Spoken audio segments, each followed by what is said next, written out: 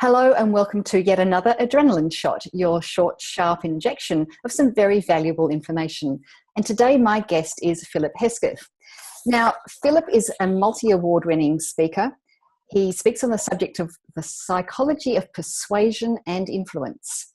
A master storyteller, Philip is one of the most entertaining speakers on the circuit, weaving practical takeaway ideas with some very good humour. Phil helps people improve their relationships, increase their sales, and hold up high prices.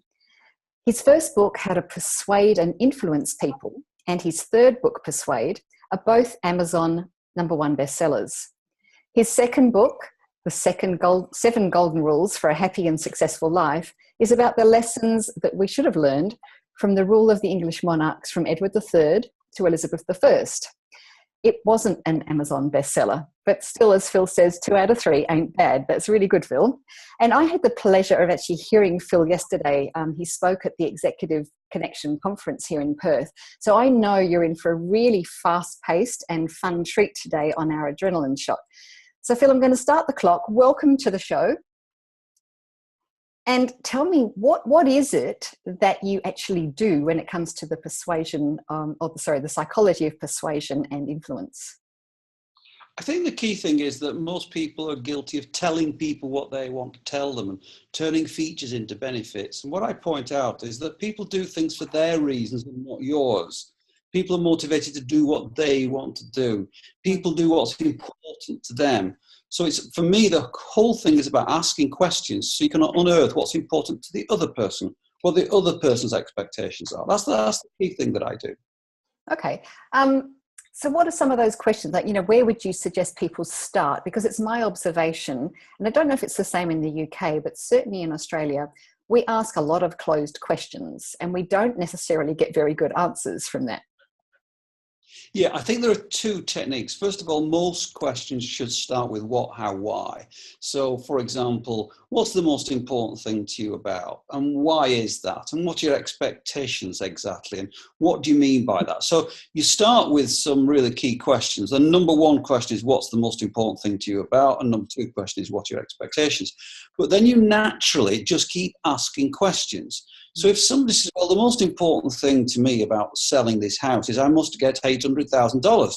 Or why is that? Well, it's because, okay, what does that mean to you? Tell me what would happen if you don't, etc. So whatever life you're in, you get into a way of asking questions and 2 things happen. One is you find out what's important to them, what their expectations are. And the other is they think you're a great conversationalist because they're doing the talking.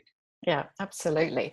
And when we look at, say, persuasion versus influence, what in your mind is the difference between those 2 things? Well, if anybody going home listening to this says to their significant other or whoever, hey, guess what I've been persuaded to do today? You don't feel good about that. If you ever go home and say, hey, guess what I've been sold today? You don't feel good about that. I think persuasion is something you do to someone, and influence is something that you have. Mm-hmm. So when you influence people, they make a decision, but they feel like they're making the decision and they are free to choose to make that decision. So how would someone influence another person? Is there a tip you can give people around how they might choose to influence rather than persuade? Yeah, I think probably the best way of doing it in a simple, easy way is to ask what I call a hypothetical question. Mm-hmm. So instead of just saying, oh, let's go to the cinema tonight, say, look, if we were to go to the cinema tonight, we could see this, we'd have a really good time and have a meal afterwards. Now, I haven't told you what to do. I've just put that thought in your mind. It's like you can't tell people what to think, but you can tell people what to think about. Yeah, absolutely. It does sound quite different, doesn't it? If we were to go to the cinema tonight, so you've got some choice around that. How would we translate that into the leadership space, for instance? So how might people apply this in the office? Sure. It's an interesting thing because it works for a leader and a boss, and it works for somebody who's trying to influence their boss as well. But one of the interesting things about being a leader is it isn't just about asking questions. I used to run a business, and if I asked everybody, well, what do you think we should do? What's your opinion? I'd finish up with 79 different opinions. I'll make 78 people unhappy. So I think what you've got to do is say, well, this is what we're going to do. Now I'm going to lobby. That's really the best thing to do, is to lobby people. Say, look, I'm thinking of doing this, and I think that'd be good for you because, how do you feel about that? And so you, one by one, you get everybody on board. They feel as though they've contributed to a decision that you've already made. And then you can talk to everyone, say, yeah, I've been involved in this. People want to be involved. Yeah, I would agree with you. They do want to be involved.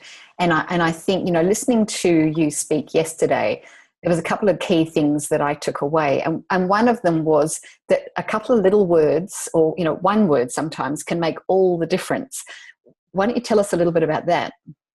Yeah, let's take negotiation, for example. Let's say you're giving someone a price, and let's say you want to charge $5,000 a day. If you say, well, typically I charge $5,000 a day, that's the knee-jerk reaction of someone says, well, I'm not typical. I normally charge $5,000 a day. Well, I'm not normal. But if you use a little word like given, so you say, well, given what you've said and given what we need to do and given how much preparation we need, our fee will be $5,000. So just changing some little words makes a difference in your ability to hold your price. Yeah. And I think the one that I took away yesterday was around things of, I don't know how to do that versus I don't know how to do that yet.